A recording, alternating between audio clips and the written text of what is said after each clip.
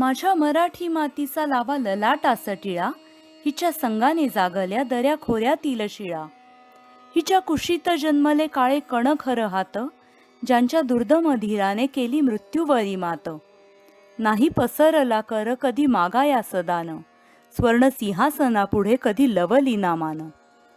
हिच्या गगनात घुमे आद्य स्वातंत्र्याची द्वाही, हिच्या पुत्रांच्या बाहूत आहे समतेची ग्वाही. माझ्या मराठी मातीचा लावा ललाटास टिळा, हिच्या संगे जागतील माय देशातील शिळा. हिच्या संगे जागतील माय देशातील शिळा.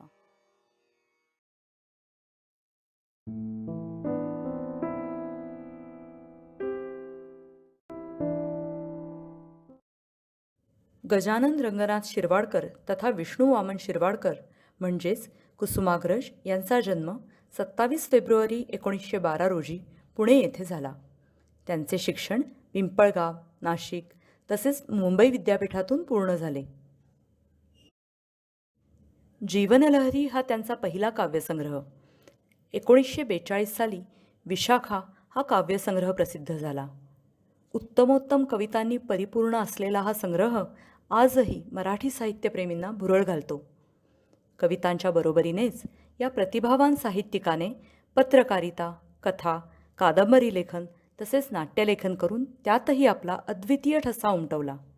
दूरचे दिवे, ययाती आणि देवयानी, वीज म्हणाली धरतीला तसेच अजरामर नाट्यकलाकृती नटसम्राट याचे लेखन केले. अत्यंत साधी राहणी असलेल्या या कविश्रेष्ठांना सामाजिक कार्याबद्दल देखील तितकीच तळमळ होती. अनेक स्वयंसेवक तयार करून त्यांनी आरोग्य सुविधा, क्रीडा, सांस्कृतिक क्षेत्र तसेच प्रौढ शिक्षणाच्या अनेक योजना राबवल्या. 1970 सालच्या मराठी नाट्य संमेलनाचे अध्यक्षपद कुसुमाग्रज यांनी भूषविले. 1986 साली पुणे विद्यापीठाने त्यांना डीलिट ही पदवी प्रदान केली. 1990च्या पहिल्या जागतिक मराठी परिषदेच्या अध्यक्षपदी त्यांची निवड झाली. 1988 साली साहित्य क्षेत्रातील सर्वोच्च असा ज्ञानपीठ पुरस्कार तर 1991 साली भारत सरकारचा पद्मभूषण पुरस्कार कुसुमाग्रज यांना मिळाला. अशा या महान साहित्यिकाचा जन्मदिवस म्हणजेच 27 फेब्रुवारी आपण दरवर्षी मराठी राजभाषा दिन म्हणून साजरा करतो.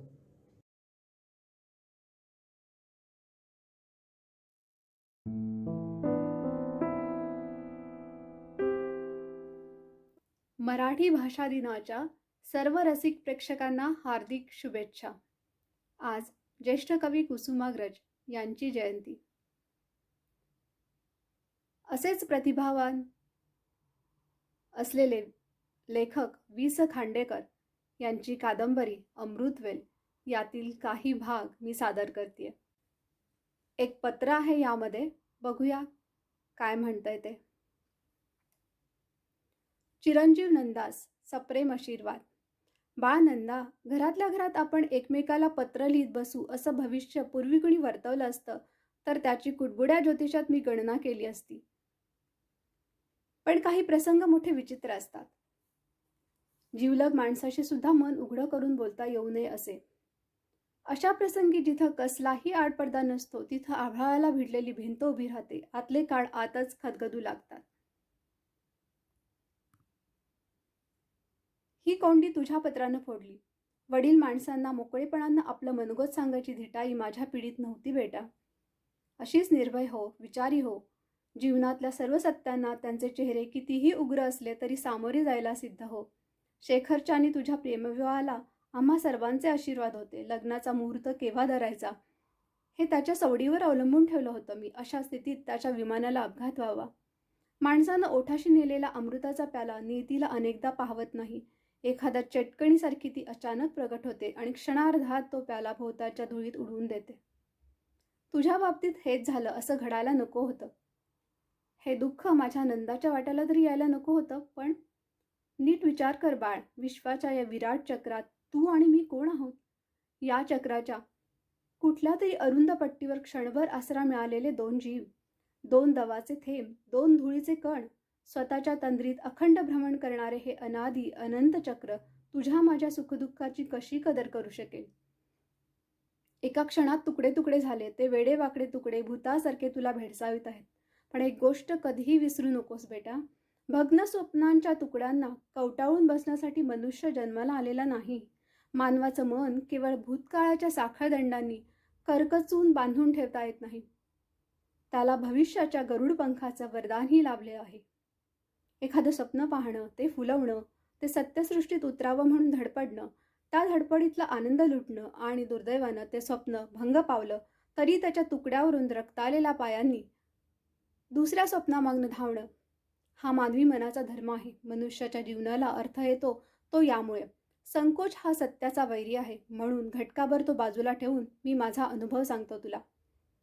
मी कॉलेजात होतो तेव्हाची गोष्ट. शेजारची एक मुलगी मला फार आवडायची. तिच्याशी आपलं लग्न व्हावं असं वाटायचं, पण ते झालं नाही. त्या काळात ते होणं शक्य नव्हतं. हे दुःख माझ्या मनात अनेक दिवस सलत राहिलं. पुढे माई माझ्या आयुष्यात आली. उन्हाळ्यात गार वाऱ्याची झुळूक यावी तशी. प्रथम कर्तव्य म्हणून आणि नंतर आनंद होऊ लागला म्हणून माईला सावली देण्यात आणि तिच्या सावलीत विसावण्यात मी रमून गेलो. पहिल्या दुःखाचा मला पूर्ण विसर पडला. जी जखम असाध्य वाटली होती तिचा साधा व्रणसुद्धा राहिला नाही पुढं.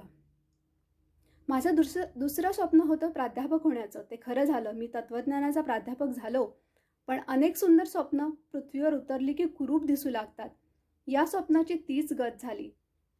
केवळ एक सुखवस्तू प्राध्यापक म्हणून जीवन काढण्याची मलाच खंत वाटू लागली. पुढं चलेजावची चळवळ सुरू झाली. देशभक्तीच्या नव्या स्वप्नांनी मला झपाटलं. भूमिगत कार्य करताना मी घरी लपवून ठेवू लागलो तेव्हा तू होतीस आईच्या पोटात. तुझ्या चळवळीकडे लक्ष द्यावं की चळवळ्या पाहुण्यांची उठबस करावी या कात्रीत अनेकदा बिचारा माईचं मन सापडे.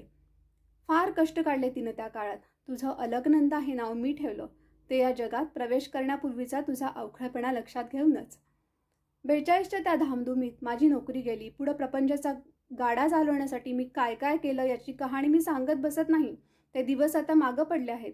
मात्र त्यावेळेचे अनेक कडू अनुभव आजही मला अस्वस्थ करून सोडतात. ज्यांना आपण मित्र म्हणतो त्यात खरी नाणी थोडी, खोटी फार, हा अनुभव त्यावेळी फार मोठ्या प्रमाणात घेतला मी.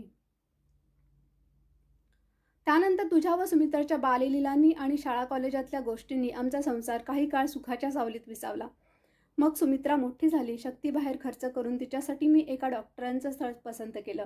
पण दुर्दैवाने तिला अकाली आपल्यातून ओढून नेलं. डॉक्टरांनी दुसरा लग्न करायचा सल्ला मीच दिला. चांगली प्राध्यापक असलेली पत्नी त्यांना मिळाली. पण मिलिंदाच्या सावत्र आईनं त्याला सांभाळण्याची जबाबदारी स्वीकारली नाही. मुकाट्याने मी त्याला आपल्या घरी घेऊन आलो. हे सारं लिहिलं ते एवढ्यासाठीच की आयुष्य हा सुखदुःखाच्या पाठशिवणीचा खेळ आहे. हे कधीही विसरू नकोस. जीवनात स्वप्न पाहण्याचा आनंद आहे आणि स्वप्नभंगामुळे होणारा विषादही आहे. काय सांगत होतो मी तुला? हो, हिमालयाच्या पायथ्याशी उभा असणारा मनुष्य किती खुजा, किती क्षुद्र असेल याची कल्पना कर.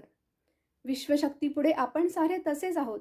जन्म हे या परमशक्तीचं वत्सल स्मित आहे. प्रीती हे तिचं मधुर गीत आहे. मृत्यू ही तिची राग व्यक्त करण्याची रीत आहे. या शक्तीची कृपा आणि कोप याचा आपण नतमस्तक होऊन स्वीकार केला पाहिजे.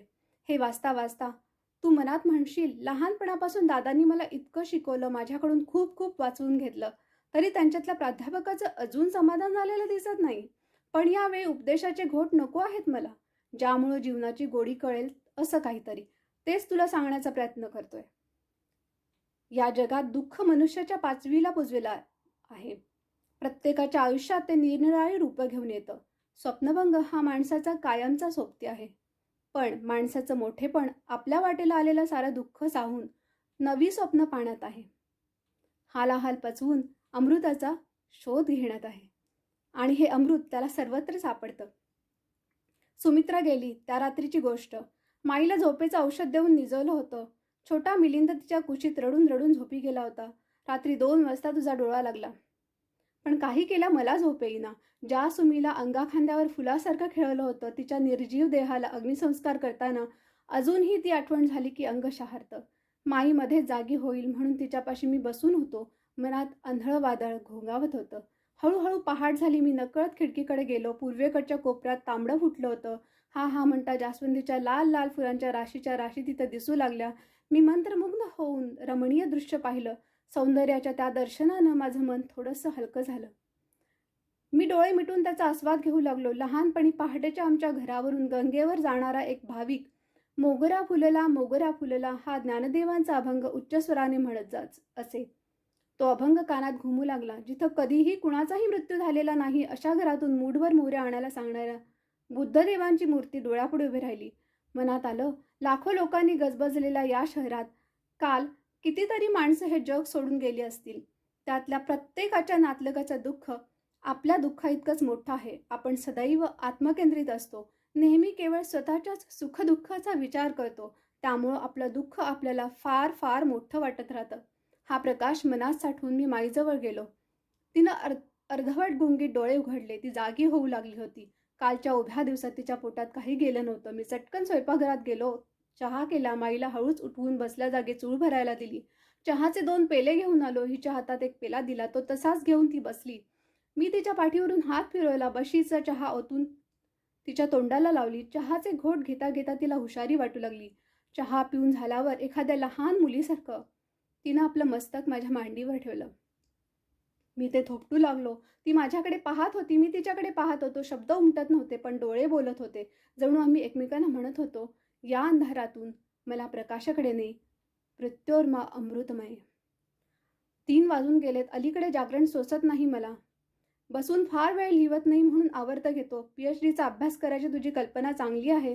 संध्याकाळी आपण दासबाबूंच्याकडे जाऊ. तू काही कर, पण दुःखाच्या पिंजऱ्यात स्वतःला बंदिवान करून घेऊ नकोस. त्या पिंजऱ्याचं दार उघड, पंख पसर आणि आकाशात भरारी मार. जीवनाचा अर्थ त्या आकाशाला विचार. तुझा दादा.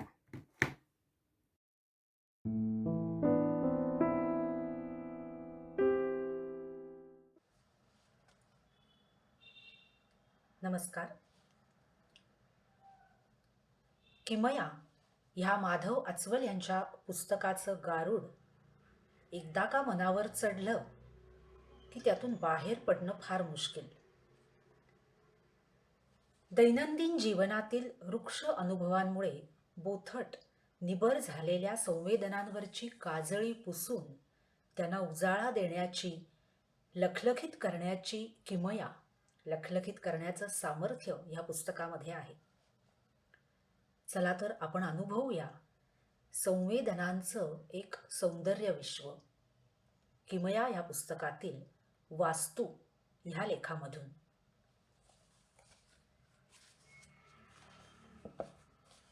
लेखाचं नाव आहे वास्तू. रूप पाहता लोचनी ह्या 3 लेखांच्या भागातला हा 3रा लेख आहे. लेखक माधव आचवल. आपला हा नेहमीचा अनुभव आहे की पुष्कळ वेळा रस्त्यातून जाताना अनेक गोष्टी आपल्या डोळ्यांना दिसत असतात, पण आपण त्या पाहतोच असे नाही. बायकोबरोबर फिरून आल्यावर तिच्या पातळाचा रंग कोणता होता हे छाती ठोकपणे सांगू शकणारा नवरा हजारात एखादा. याचे कारण असे की पाहणे ही क्रिया नुसते दिसणे ह्यापेक्षा पुष्कळ निराळी आहे. हे साध्या व्यवहारातील गोष्टींबद्दल झाले. कलाकृतींच्या बाबतीत तर ही क्रिया फारच निराळी आहे. आपण कोणतीही कलाकृती पाहतो म्हणजे काय करतो? ती कलाकृती आणि आपण ह्यात एक विशिष्ट प्रकारचे नाते जोडतो. कलाकृती आपणाला अनुभव देतात तो सौंदर्याचा. तो स्वीकारण्यास आपले व्यक्तिमत्वही त्या दृष्टीने सिद्ध हवे. म्हणूनच सौंदर्याचा अनुभव हा जितका कलाकृतीवर तितकाच बघणाऱ्याच्या मनोभूमिकेवरही अवलंबून असतो. खरं म्हटलं तर सौंदर्याचा अनुभव ही माणसाची मूलभूत प्रेरणा आहे. पण सौंदर्याला साथ देऊ शकणाऱ्या माणसाच्या मनावर व्यवहारातले अनुभव घेताना जडलेल्या सवयींची बरीचशी राख जमलेली असते. कलाकृतींचा अनुभव घेताना ती दूर करणे प्रथम आवश्यक आहे. ताजमहाल ही एक कलाकृती आहे, म्हणून तिला सामोरे जाताना अशी काही जळमटे राख प्रथम फुंकरून टाकूया. कलाकृतीचा आस्वाद घेताना पाळायची पथ्ये खरे तर अगदीच साधी आहेत, पण साधी असल्यामुळेच की काय ती पुष्कळ वेळा विसरली जातात. त्यातले पहिले हे की चांगल्या कलाकृतीशी संवाद साधण्यासाठी ती पुष्कळ वेळ आणि पुन्हा पुन्हा पाहणे आवश्यक असते. पाहता क्षणी मला हे आवडले किंवा आवडले नाही अशा लेबलांनी आपला अनुभव व्यक्त करणे चुकीचे असते.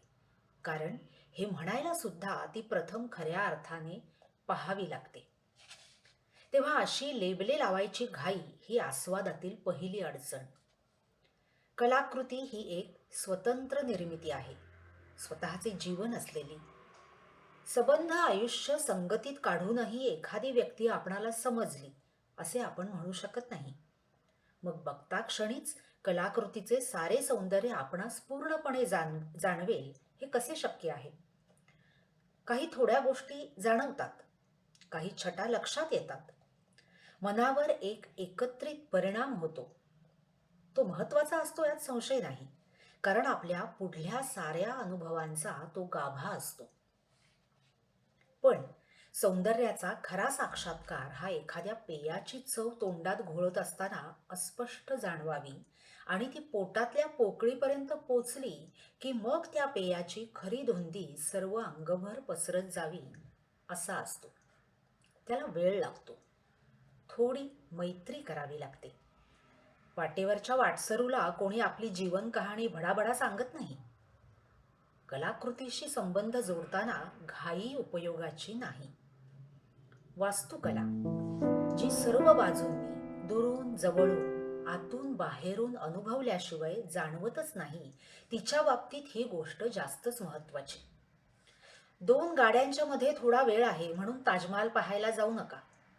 तेवढाच वेळ असला तर शहरातल्या हलवायाच्या दुकानावरून पेठा विकत घेता येईल आणि तो नंतर काय एवढ्या आग्र्यावरून आला आणि ताजमहाल पाहिला नाही असे विचारणाऱ्यांचे तोंड बंद करायला उपयोगी पडेल.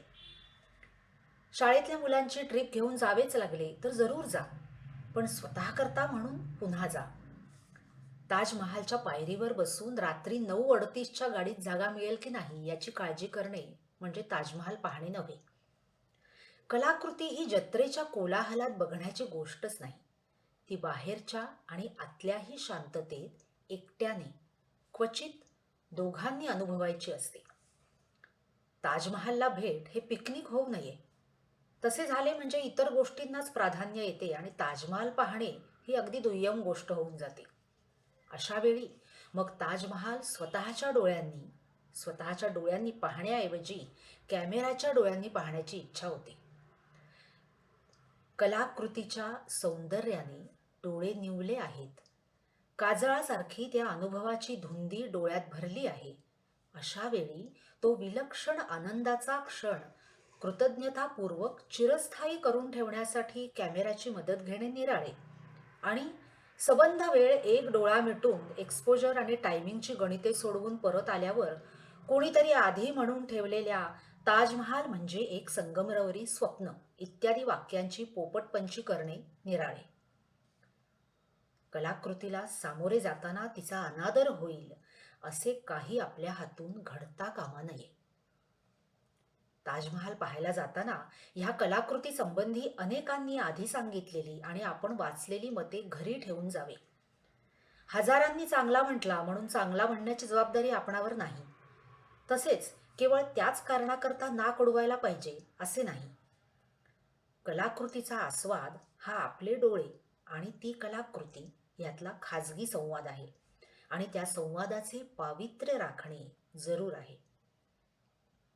या संवादाच्या आड अनेक आवाज सारखे येत असतात. आपल्या नैतिक भूमिका, राजकीय आणि ऐतिहासिक उलाढालींचे ज्ञान आणि त्यावरून बनवलेली मते, धार्मिक दृष्टिकोन ही सर्व अतिशय महत्त्वाची खरी, पण निराळ्या संदर्भात. ताजमहाल बघत असताना तो 1647 साली बांधला की 1648 साली याला यत्किंचितही महत्त्व नाही. इतकेच नव्हे तर शहाजहान मुमताज यांच्या प्रणयाच्या आठवणीने सद्गतीत होणेही अडचणीचे. डोळे भरून आल्याने ताजमहाल न दिसण्याचीच शक्यता अधिक. कलाकृतीसमोर उभे असताना ती कलाकृती एवढेच सत्य असते. ताजमहाल ही एक वास्तू आहे आणि वास्तुकलेचा अनुभव हा आपल्या स्पर्श, रूप, नाद, गंधादी संवेदनांनी घ्यायचा. त्या जेव्हा इतर सारी अवधाने दूर सारून समोरच्या कलाकृतीला सामावून घेण्यास आतुर आणि सज्ज होतील, तेव्हाच खरा संवाद साधण्याची शक्यता. येथे आणखी एक गोष्ट लक्षात ठेवणे जरूर आहे. पुरेसे आतुर नसण्या इतकेच फार आतुर असणे हेही आस्वादाच्या आड येते.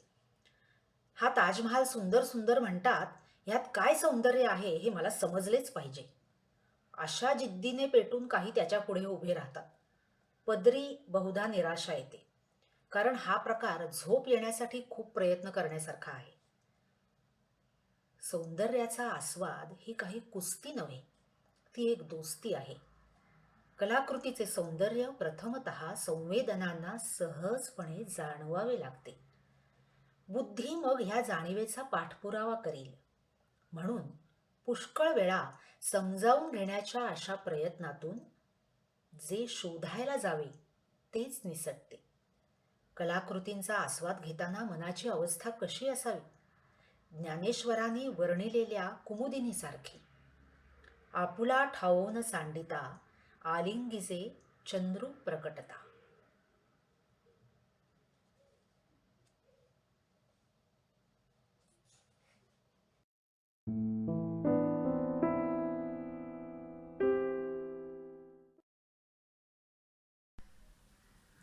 नमस्कार, मी अश्विनी शिंपुकडे.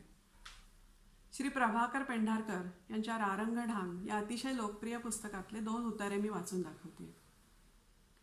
बॉर्डर रोड ऑर्गनायझेशन जेव्हा हिमालयाच्या दुर्गम भागांमध्ये रस्ते बांधणीचं काम करत होती, तेव्हा या कामावर एक डॉक्युमेंटरी करण्याची संधी पेंढारकरांना मिळाली. त्यावेळी त्यांना आलेले अनुभव अतिशय उत्कृष्ट भाषेत, अतिशय उत्कृष्ट शैलीमध्ये लिहून पेंढारकर आपल्याला हिमालयातल्या त्या दुर्गम भागामध्ये घेऊन जातात. कादंबरीचा नायक विश्वनाथ हा अतिशय तडफदार आणि अतिशय प्रामाणिक इंजिनियर आहे. त्याचा आर्मीतल्या अधिकाऱ्यांशी आलेला संघर्ष यावर ही कादंबरी आहे.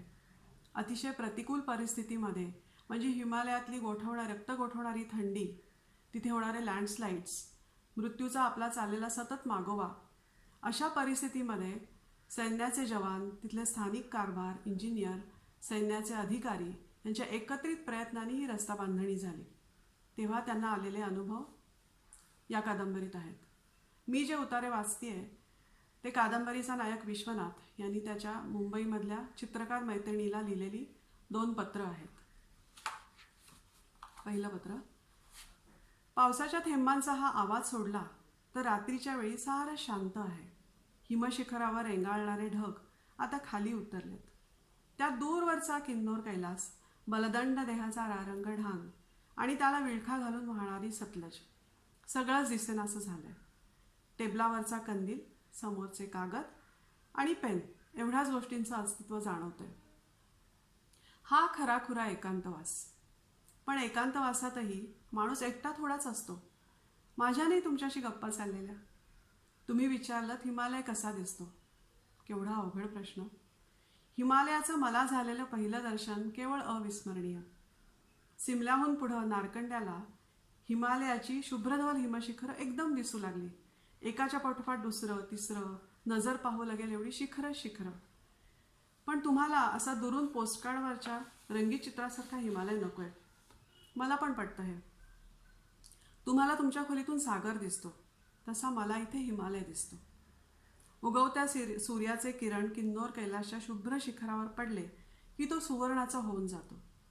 कधी कधी संध्याकाळी खालच्या दरीतून ढग वर येतात आणि त्यातून फक्त वरचं शिखरच दिसत राहतं, निळ्या आकाशातून पंख पसरून निघालेल्या पांढऱ्या शुभ्र पक्षासारखं.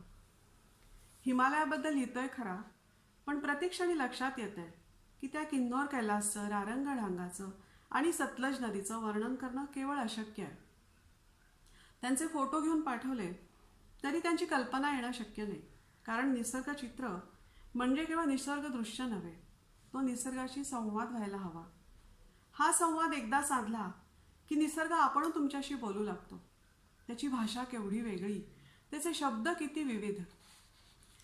त्या सतलजच्या प्रवाहाचा सतत चाललेला धोकार, रारंगढांगातले दगड, त्या ओघात पडल्यावर उसळणाऱ्या पाण्याचा आवाज, पहाटेच्या वेळी पक्ष्यांची किलबिल, रात्री रातकिड्यांची किरकिर, मेघांचा गडगडाट, क्षणात चमकून जाणाऱ्या विजेचा कडकडाट, कधी वाऱ्याची भणभण, कधी नुसतीच पानांची सळसळ, आणि या सर्वांपेक्षा अगदी वेगळाच एक आवाज, इथे येण्यापूर्वी कधीही न ऐकलेला. हा आवाज शांततेचा. खरंच सांगतो, शांततेला आवाज असतो. कधी कधी चंद्रप्रकाशात दूरवर निस्तब्ध शुभ्रधवल किन्नोर कैलास दिसत असतो. रात्री मी एकटाच कितीतरी वेळ त्याच्याकडे पाहत बसलेलो असताना अवचित मला शांततेचा आवाज पहिल्यांदा ऐकायला मिळाला. तुम्ही ऐकलात का कधी? वीणेची तार छेडल्यावर काही वेळानं तिचा नाद विरून जातो, तरी ही कंपन क्षणभर रेंगाळतं. त्या कंपनासारखा गाभारातल्या हुंकाराचे प्रतिध्वनी आपल्याच मनात सतत उमटत राहावेत ना, तसा. दिवसाही मला या आवाजाची आठवण येते. आणि मग कॉम्प्रेसर, बुलडोझर, जॅकहॅमर्स, कानठळ्या बसवणारे सुरुंग या सर्वांच्या आवाजानं आपण या शांततेवर केवढे कर्कश ओरखडे ओढतोय आणि तिचं रूप केवढं विद्रूप करतोय या जाणीवेनं माझा चेहरा शरमेनं काळवंडून जातो. पण मग मनात एक वाटतं, हे सारं आपण करतोय ते दुर्गम भागात रस्ते बांधण्यासाठी. रस्ता म्हणजे केवळ 2 बिंदूंना जोडणारं अंतर नव्हे. या उंच सखल परिसरावर मारलेली ती फक्त एक रेघ नव्हे. सैन्याच्या वाहतुकीची केवळ एक सोय नव्हे. रस्ता ही त्या विभागातल्या आजवर उपेक्षिल्या गेलेल्या लोकांना सुधारणांशी जोडणारी एक साखळी आहे. प्रगत विज्ञानानं माणसाला जे दिलंय ते इथल्या लोकांच्या पर्यंत पोहोचवणारं ते एक साधन आहे. रस्त्यानं माणसांच्या बरोबर त्यांचे विचार प्रवास करतात. आशा, आकांक्षा, शिक्षण आणि ज्ञानही प्रवास करतं. आज फॉरवर्ड एरिया म्हणून बंदी असलेला हा प्रदेश केव्हा तरी खुला होईल. तुम्ही इथे याल तेव्हा जी चित्र काढाल त्यामध्ये हिमालयाच्या शिखरांबरोबर इथली माणसं चित्रित करा. त्यांची सफरचंदी गालांची मुलंही त्या चित्रांमध्ये असू द्या. ही चित्र मी माझ्या मनाशी अनेक वेळा रंगवली आहेत. तुमच्या कुंचल्यानं ती कागदावर उतरलेली पाहण्यासाठी मी उत्सुक आहे. दुसरं पत्र. तू धर्मराजाची आणि यक्षाची कथा वाचली आहेस का? आठवते? जगातलं सगळ्यात मोठं आश्चर्य कोणतं? अदृश्य धर्मराजाला विचारलं. रोजच आपण भोवताली मृत्यू पाहत असतो, पण तो कधीतरी येऊन आपल्याला कवटाळणार आहे हे आपल्या काही लक्षात येत नाही. धर्मराजानं उत्तर दिलं. आपल्या जन्मापासून मृत्यू हा आपला सोबती, पण त्याचा विचार करायला मुंबईसारख्या शहरात आपल्याला सवड असतेच कुठे. आपण वृद्ध झाल्याखेरीज तो आपल्या आसपासही फिरकणार नाही अशी आपण आपली एक सोयीस्कर गैरसमजूत करून घेतलेली असते. पण इथं बॉर्डर रोडला दाखल येऊन झालं की लक्षात येतं, हा आपला सोबती आता चक्क आपल्या हातात हात घालून आपल्याबरोबर चालू लागलाय. आज दुपारी रारंगढांगात सतलजवर पूल बांधत असताना माझा पाय घसरला. सरळ पात्रातच पडायचा, पण गर्डरवर लोंबकळत राहिलो. केवळ काही क्षण, पण तो एक एक क्षण केवढा प्रदीर्घ. खाली फेसाळत वाहणारी सतलज, पाण्यात हत्तीसारखे उभे 2 पत्थर. पडलो तसं वाटलं छातीतलं काळी झालं. श्वास घशात अडकला. अभावितपणे डोळे गच्च मिटले गेले. दरदरून घामही फुटला असावा. बोटं ओली झाल्यानं गर्डरवरची पकड सुटत चालल्याचं लक्षात आलं. खाली सतलजचा रोरारता प्रवाह. त्या थंडगार पाण्याचा स्पर्श होण्यापूर्वीच अंगावर काटा उभा राहिला. डोकं सुन्न झालं. हातातली ताकद संपली. माझी पकड सुटली. एकच क्षण, पण त्या क्षणात ज्ञानचंदचे शब्द कानी आले. आदमी मर जाता है तो पीछे उसका क्या रह जाता है. हा क्षण संपण्यापूर्वीच बहादूरनं माझं मनगट उचललं आणि मला वर खेचलं. क्षणार्धाचा उशीर झाला असता तर लेफ्टनंट विश्वनाथचं या जगात काय राहिलं असतं. सतलजच्या काठी एक छोटासा चबुतरा, त्यावर पांढरी थिजलेली अक्षरं आणि तारीख, त्यावर सुकलेली फुलं, बाबांच्या खोलीत माझा लहानपणीचा फोटो आणि कदाचित एखाद्या छानशा पेटीत तू जपून ठेवलेली पत्र. उमा वाचायची थांबली. तिने डोळे मिटून घेतले तसा नजरेसमोर रारंगढांग आणि फेसाळणारी सतलज दिसू लागली. कधीतरी या मुलखा वेगळ्या तरुणाला कल्पना येईल का की त्याचं असं एक एक पत्र हा केवढा असह्य ताण, आणि आपण केवळ दुरून असं पाहण्याखेरीज काहीही करू शकत नाही ही अगतिकतेची जाणीव केवढी तळमळ लावणारी. इथली चांगली नोकरी सोडून स्वतःला झुगारून देण्याचं हे कसलं याचं वेड, याचंही आणि माझंही. धन्यवाद.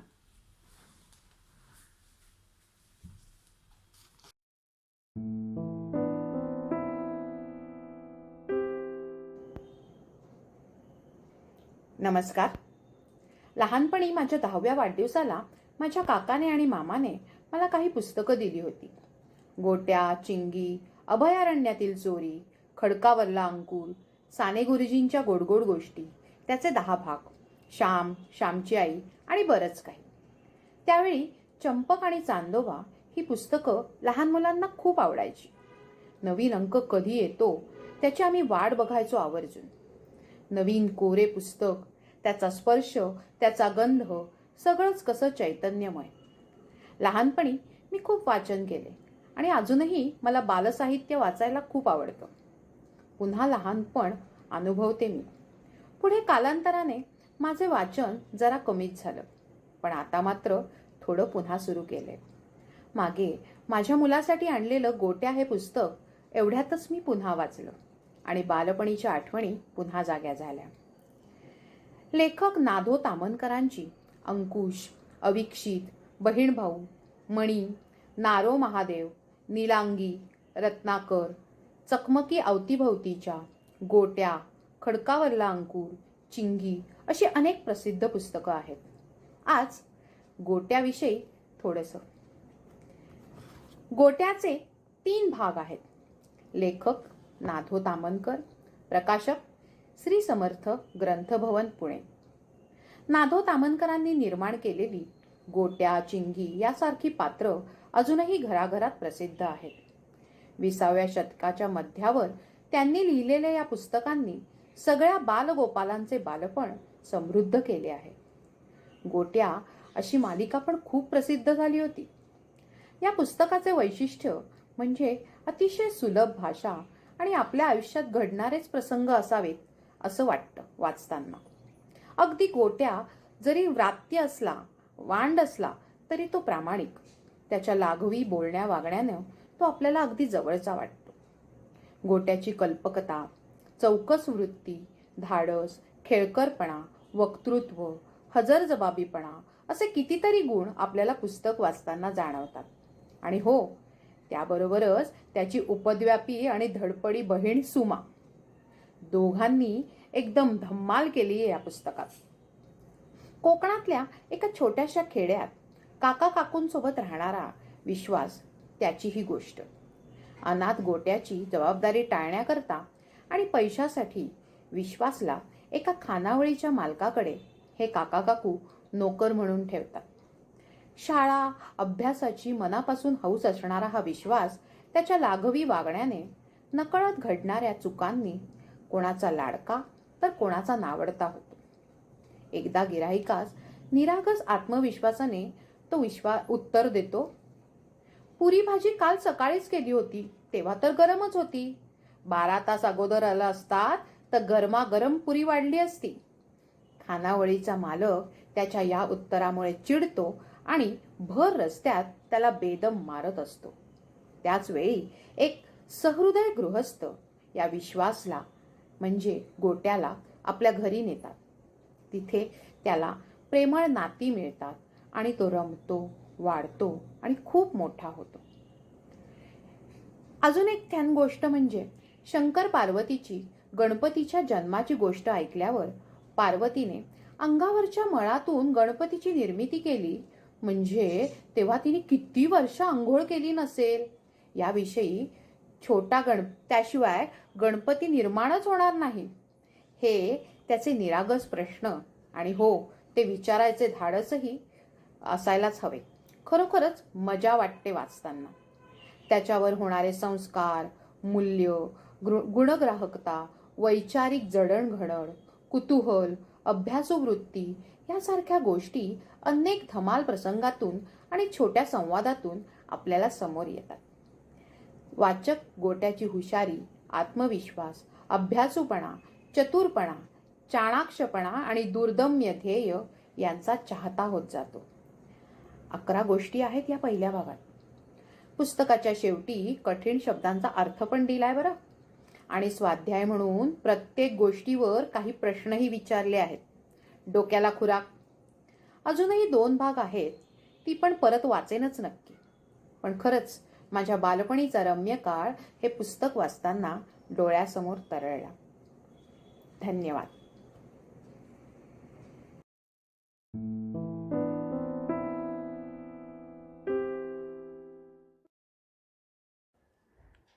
छोट्या दोस्तांनो, तुम्हाला गोष्टी ऐकायला खूप आवडतात ना? आणि वाचायला? काय म्हणता? मराठी भाषा वाचायला अवघड वाटते? थांबा हं, मी तुम्हाला एक गोष्टीचं पुस्तक दाखवते. मामाच्या गावाला. लेखिका आहेत माधुरी पुरंदरे. छान छान चित्र आणि छोटीशी सोपी सोपी वाक्य. यात आहेत छोटीशी भावंडं यश आणि निकिता आणि त्यांच्या धमाल अशा गमती जमती. चला तर मग ही गोष्ट आपण आता वाचूया. दिवाळीची सुट्टी होती. बाबा यशला घेऊन मामाकडे गेला होता. तो नसल्यामुळे सगळ्या घराला कंटाळा आला होता. शेजारचा कुणाल रोज हाका मारून विचारायचा, काकू यश कधी येणार? लता मावशी काम करता करता पुटपुटायच्या, असला की पायात लुडबुड करून हैराण करतो, पण नसला की घर कसं खायला उठतंय. आजोबा कुरकुरायचे, टी व्हीचा रिमोट कुठं गेला? माझा चष्माही सापडत नाही. छा, हा घरात नसला की काही सुचत नाही बुवा. शेजारच्या तावडे काकू दरवाजातून डोकावत म्हणायच्या, नाही का आला अजून? चिकन करणार होते, आवडतं ना त्याला? 8 दिवसांनी बाबांचा फोन आला. आम्ही उद्या सकाळी येत आहोत. सकाळी लवकर उठून निकिता वाट बघत होती. रिक्षाचा आवाज आला. आई, यश आला. खिडकीतून डोकावत निकिता ओरडली. आजोबांनी विचारलं, भटो भटो कुठं गेला होतात? कोकणात, मामाच्या गावाला, यश म्हणाला. मामाच्या गावात काय आहे? खूप खूप झाडं आहेत आणि डोंगर आहेत आणि मामाचं मोठं घर आहे. घरापुढे केवढं तरी अंगण आहे आणि ना घरामागे विहीर आहे, एवढी मोठी विहीर. हो, तिथले अण्णा आजोबा विहिरीतून पाणी काढतात. चाकावरून सरसर बादली सोडायची आणि जोराजोरात ओढायची. मी पण छोट्या बादलीतून पाणी काढलं आणि बाबा तर पाण्यात पोहला. त्या मोठ्या विहिरीतल्या काळ्या काळ्या पाण्यात मामा आणि बाबा पाण्यात धबाधब उड्या मारत होते. उडी मारली की पाणी उंच उडत होतं. मी तर भिजूनच गेलो. तू पोहलास की नाही? आजोबांनी विचारलं. हा कसला पोहतोय? निकितानं चिडवलं. भटो भटो मारता का उडी? भटो भटो मारता का उडी? भटोंना भरली हु उडुडी. काय हो भटो, वाजते का थंडी? भटो म्हणतात घ घ घ घाबरगुंडी. मग यशची आणि निकिताची थोडा वेळ झक्कास मारामारी झाली. आजोबा हसत म्हणाले, घर जागं झालं बुवा एकदाचं. दोघांचं भांडण सोडवत बाबा म्हणाला, अरे तू समुद्रात कसं छान खेळलास ते सांग ना तिला. तिनं तर अजून समुद्र पाहिलेलाच नाही. आजोबांना सांगेन, हिला नाही. यश फुसकारला. आजोबा, आम्ही मामाबरोबर समुद्रावर गेलो. केवढा असतो तो! सगळीकडे नुसता निळा निळा समुद्रच असतो. जवळ गेलं की लाट येते धावत, खळ खळ खळ. माझ्या कमरेपर्यंत पाणी आलं, माहिती आहे? खाली वाळू असते ना, तिच्यात पाय घसरून मी धपकन पडलो. पाणी तोंडातच गेलं, खारट खारट. पण मी घाबरलो नाही. वाळूमध्ये मामाने मोठा किल्ला केला, कसला सही होता. बाबांनी पण डोंगर केला, पण तो त्यात बोगदा करायला गेला तर सगळा डोंगर भुस्कन मोडूनच गेला. वाळूमध्ये मला छान शिंपले, शंख आणि दगड मिळाले. हो, मला बघू, निकिता ओरडली. तुला नाही देणार, तू मला चिडवतेस सारखं, यश म्हणाला. नाही चिडवणार, शपथ, निकिता कान धरून म्हणाली. मग सॉरी म्हण मला देतोस का प्लीज, मला देतोस का प्लीज. यशनं पिशवी भरून शंख शिंपले निकिताला दिले. थँक्यू असं म्हणून निकितानं त्याची पापी घेतली. दुसऱ्या दिवसापासून सगळं नेहमीसारखं सुरू झालं. वहिनी, आत्ता आवरलं होतं मी. यशनं पुन्हा पसारा केलाय. कुठं गेला तो? 10 वेळा याची खेळणी उचलायची, केर काढायचा. माझी कंबर मोडून जाते अगदी. पुढच्या कामाला जायला उशीर होतो. भारी वाढपणा करतो हल्ली. यश जेवला नाहीस का रे अजून? इडल्या आणल्यात तुझ्यासाठी. मागच्या खेपेच्या आवडल्या होत्या ना. आणि तू एकट्यानं खाऊ नकोस हं सगळ्या. एखादी निकिता ताईसाठी पण ठेव. आवडल्या तर हाक मारून सांग, आणखी देईन आणून. रगड केल्यात. आई, माझा मोजा सापडत नाही आहे. यशनीच कुठेतरी ठेवला असेल. तो नेहमी असं करतो. मला उशीर होतोय ना गं शाळेला. तू ओरड की त्याला. मला कशी ओरडतेस मग? सगळे त्याचीच बाजू घेतात. लहान आहे ना तो. यश, माझा मोजा. यश, आटप लवकर. कितीदा सांगितलंय. घाईच्या वेळेला आतून दार लावून घेत जाऊ नकोस म्हणून. मला दाढीचं सामान तरी घेऊ दे. आणि करतोयस का इतका वेळ? बादलीत डुंबत बसलायस की काय? उत्तर दे की यश. आवडली ना गोष्ट? अशाच अजून छान छान गोष्टी आहेत बरं का. कंटाळा, मोठी शाळा, हात मोडला, पाहुणी, मुखवटे आणि बऱ्याच काही. आजच तुमच्या आईबाबांना सांगा आणि जवळच्या दुकानात जाऊन अशी छोटी छोटी गोष्टीची पुस्तकं घेऊन या आणि चित्रांच्या आणि गोष्टींच्या या दुनियेत अगदी रममाण होऊन जा.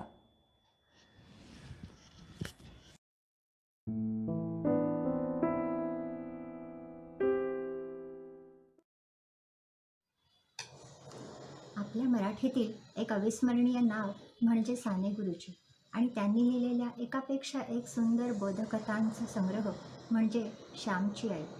त्यातली पत्रावळ ही गोष्ट मी तुम्हाला आज थोडक्यात सांगते. कोकणात पुष्कळशा घरी पत्रावळीवर जेवण्याची पद्धत असे. साधेपणात किती सुंदरता व स्वच्छता असते. माझ्या वडिलांना पत्रावळीवर जेवणे फार आवडे. बायकांनासुद्धा त्रास कमी. वडील सकाळी शेतावर जावयाचे व 10च्या सुमारास परत घरी येत असत. आम्ही शाळेतून आलेली मुले पत्रावळी लावावयास बसत असू. घरातील मंडळी पत्रावळी लावीत बसत. कधीकधी प्रत्येकाने 5-5 पत्रावळी लावाव्यात असे आजी ठरवून टाकी व प्रत्येकास पाने वाटून देई. नाना प्रकारच्या पानांची पत्रावळी लावतात. वडाची पाने, पळसाची पाने, पुड्याची पाने, धामणीची पाने, भोकरीची वाटोळी पाने, पांढऱ्या चाफ्याची पाने, सर्वांच्या पत्रावळी लावतात. चातुर्मासात बायका आंब्याच्या किंवा फणसाच्या पानांच्या पत्रावळीवर जेवण्याचे व्रत घेतात. झाडांची व त्यांच्या पानांची ही केवढी थोरवी. श्याम, तू पत्रावळ लावाव्यास शिक, नाहीतर आज जेवावयास मिळणार नाही असे आईने मला बजावले. माझी बहीण म्हणाली, श्याम ये, तुला मी शिकवते. कठीण का आहे त्यात काही? मला नको ती शिकवायला, जा. मी उर्मटपणे त्या प्रेमळ बहिणीस उत्तर दिले. मी पडलो हट्टी. मी पत्रावळ लावली नाही व आईने माझे पान मांडले नाही. सारेजण हसू लागले. माझ्यासाठी माझी अक्का रदबदली करू लागली. परंतु आम्ही एरंडासारखे फुगलो होतो. मी नाहीच लावणार, जा. नका वाढू मला जेवायला, असे रागाने म्हणत मी ओसरीवर गेलो. कोणी आणखी समजूत घालावायला येते का याची मी वाट पाहत होतो. शेवटी माझी थोर निरभिमानी अक्का माझ्याजवळ आली. म्हणाली, चल रे श्याम, लहानसे ठिकोळे लाव व त्यावर बस जेवावयास. 3 पानांच्या पत्रावळीस ठिकोळे तर 4 पानांच्या पत्रावळीस चौफुला म्हणतात. अक्काच्या शब्दांनी मी विरघळलो. अक्काने माझ्या हातात पान दिले. हे खाली आधाराला लाव असे ती म्हणाली. कसे तरी मोठे टाके घालून मी ठिकोळे तयार केले व घरात नेले. ही माझी पत्रावळ, वाढ मला, मी आईला म्हटले. पोटभर जेव चांगला, आई बोलत होती. मी रागाने भराभर जेवत होतो. पत्रावळ कशी तरी लावलेली होती. तिचा एक टाका निघाला व घशात अडकला. मी घाबरलो. शेवटी निघाला एकदाचा. टाके जातात घशात तरी म्हणे तूच पत्रावळ लाव. मला लावायला येत नाही तरी म्हणे लाव. मी रागाने म्हणले. आमच्या घशात नाही जात ते. तू निष्काळजीपणाने लावलीस याचे प्रायश्चित्त. जोपर्यंत तू चांगली पत्रावळ लावण्यास शिकणार नाहीस तोपर्यंत तुझीच पत्रावळ तुला ठेवण्यात येईल, आई म्हणाली. मी दुसऱ्या दिवसापासून चांगली पत्रावळ लावण्याचा निश्चय केला. अक्का पत्रावळ कशी लावते, दुमड कशी घालते ते पाहू लागलो. ज्याला आपणापेक्षा एखादी गोष्ट चांगली करता येत असेल त्याच्याजवळ जाऊन शिकले पाहिजे. त्यात गर्व कशाला? माझ्या आईने मला प्रत्येक गोष्ट मनापासून करावयास शिकवले. एक दिवस माझ्या हातची पत्रावळ मुद्दाम वडिलांसाठी मांडली. आता कोण रागे भरेल, उगीच हट्ट करतो. देवाने ज्याला हातपाय दिले त्याला सारे काही येते. मनात मात्र हवे. चंद्रे, याला एक जर्दाळू दे. अक्काने मला एक जर्दाळू दिला. तो किती गोड लागला. समुद्रमंथनानंतर देवांना अमृतही तितके गोड लागले नसेल. गोडी वस्तूत नसून वस्तूसाठी केलेल्या श्रमात आहे. कर्मातच आनंद आहे. धन्यवाद.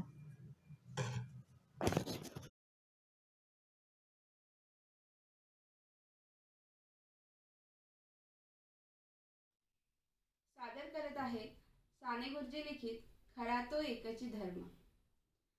खरा तो एकची धर्म जगाला प्रेम पावे.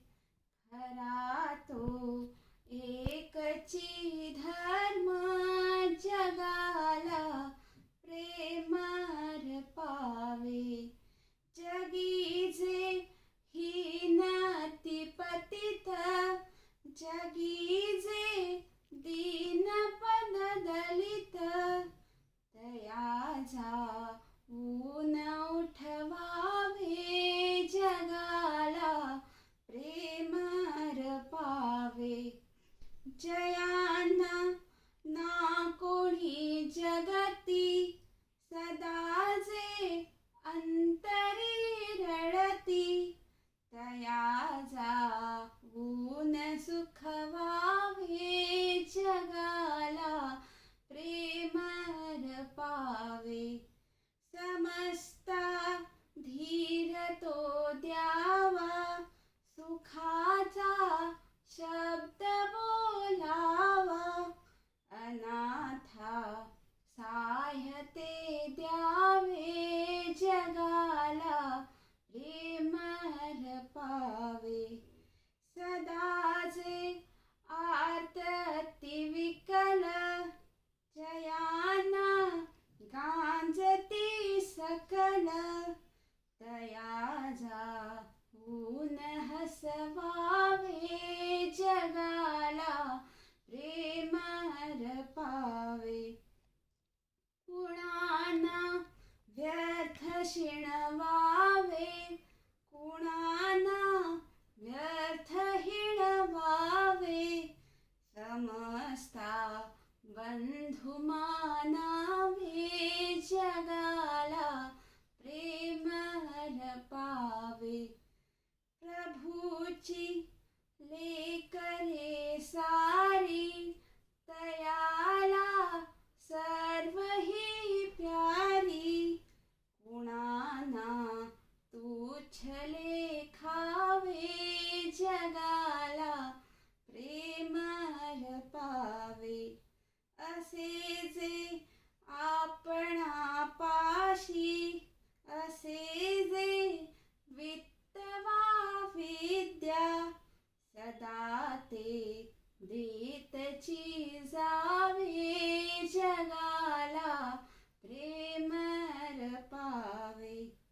असे हे सार धर्माचे असे हे सार सत्याचे परात्री प्राणही द्यावे जगाला प्रेम पावे.